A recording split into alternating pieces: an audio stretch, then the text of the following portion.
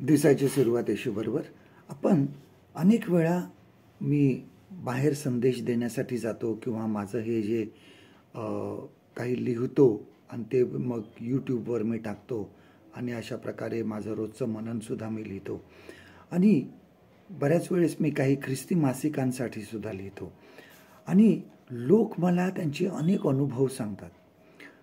काही वेळा मला अशा लोकांचे फोन येतात की ज्यांना मी कधीही भेटलो नाही, कधीही पाहिलं नाही किंवा त्यांच्या शहराचं नाव किंवा गावाचं नाव कधी मी ऐकलेलं सुद्धा नाही.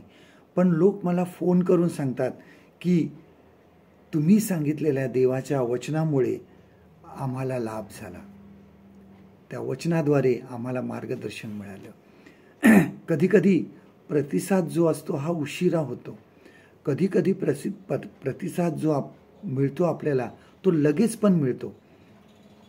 एकदा मी एका गुड फ्रायडे चा संदेश देण्यासाठी मी एका चर्चमध्ये गेलो होतो आणि त्यावेळेस मी आई ह्या विषयावर बोललो आणि चर्च सुटल्यानंतर एक तरुण येऊन मला भेटला आणि मला सांगितलं की आज देवाचं वचन माझ्याशी बोललं आणि आजपासून मी माझ्या आईची काळजी घेईन.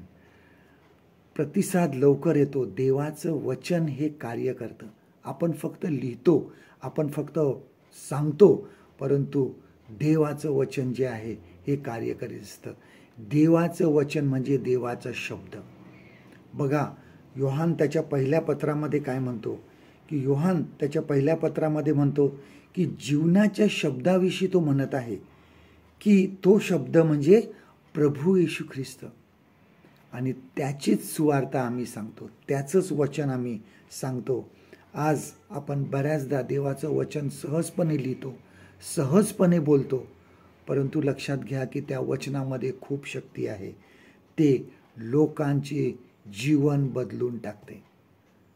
आजचं देवाचं वचन आपल्यासाठी हे आहे, यशाया ह्याचा 55वा अध्याय आणि 11वा वचन, आयझया चॅप्टर 55 अँड वर्स 11. त्याप्रमाणे माझ्या मुखातून निघणारे वचन होईल, ते माझी इच्छा पूर्ण केल्या वाचून व ज्या कार्यासाठी मी ते पाठवले ते केल्या वाचून मजकडे विफल घेऊन परत येणार नाही.